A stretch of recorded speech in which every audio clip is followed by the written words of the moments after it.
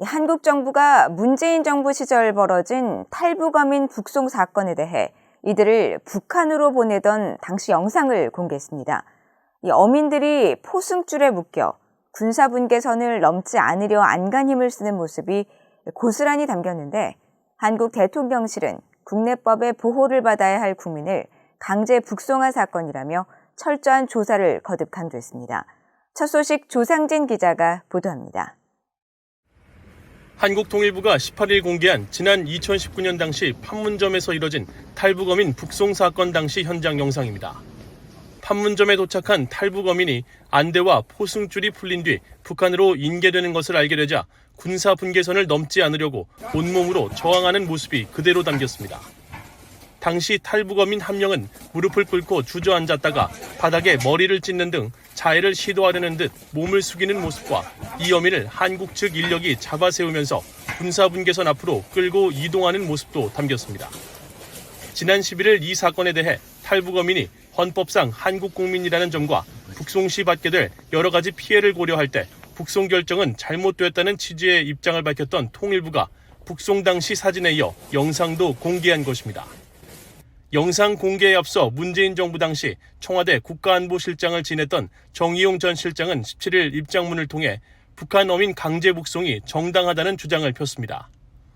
이들은 북방 한계선 NLL 인근에서 도망치다 한국 해군에 붙잡혔으며 특히 이들은 탈북민이나 망명자가 아닌 동료 16명을 살해한 엽기적인 살인마로 중대한 비정치적 범죄자는 추방하도록 규정돼 있고 한국 측이 먼저 북한 측에 송환을 타진했다는 것입니다.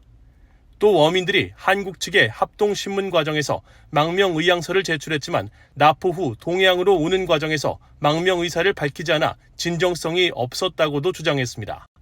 그러자 대통령실에서는 즉각적인 반박이 나왔습니다. 최영범 대통령실 홍보수석은 브리핑을 통해 제대로 된 조사도 없이 탈북민을 엽기적 살인마로 규정하는 것은 심각한 문제이며 사안의 본질은 국내법대로 처리했어야 할 탈북어민을 북한 측이 원하는 대로 사지로 돌려보낸 것이라고 지적했습니다. 또 어민들의 망명 의사가 없었다는 전임 정부 인사들의 주장은 궤변이라면서 자필 망명의향서는 왜 무시했냐고 비판하고 전 정권 인사들에게 진상조사 협조를 촉구하며 진실규명 의지를 거듭 확인했습니다. 전문가들은 쟁점은 흉악범 여부가 아니라 한국 헌법상 국민인 북한 주민이 한국에서 재판받을 공정한 권리를 보장받았는지 또 한국 정부가 주권국가로서 이들에 대한 형벌권을 제대로 행사했는지 여부라고 지적했습니다.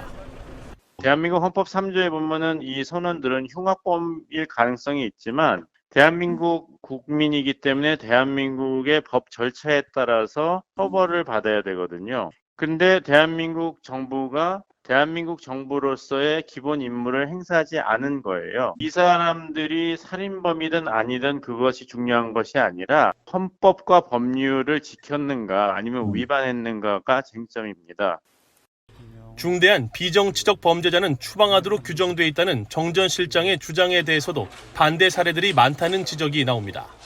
한국 정부는 이미 항공기 납치와 마약 거래, 테러, 집단 살해 등 국제 형사 범죄자와 살인 등 중대한 비정치적 범죄자 23명의 망명을 받아들여 왔습니다. 비보 탈북민 규정 자체가 북송을 해도 된다는 규정은 아닌 거죠. 그거는 탈북민에 대한 처우에 관계된 거지 북송 여부의 판단은 아닌 겁니다. 강동원 동아대 교수는 이번 통일부의 영상과 북송 사진 공개로 탈북 어민들이 자발적 의사가 아닌 강제 북송이었다는 정황이 드러났다며 망명의 진정성을 의심하는 전임 정부 관계자들의 주장과 모순된다면서 한국과 국제사회가 중국의 탈북민 강제 북송 중단을 요구해온 점에 비춰 이 사건은 반드시 진상규명이 필요하다고 강조했습니다. BOA 뉴스 조상진입니다.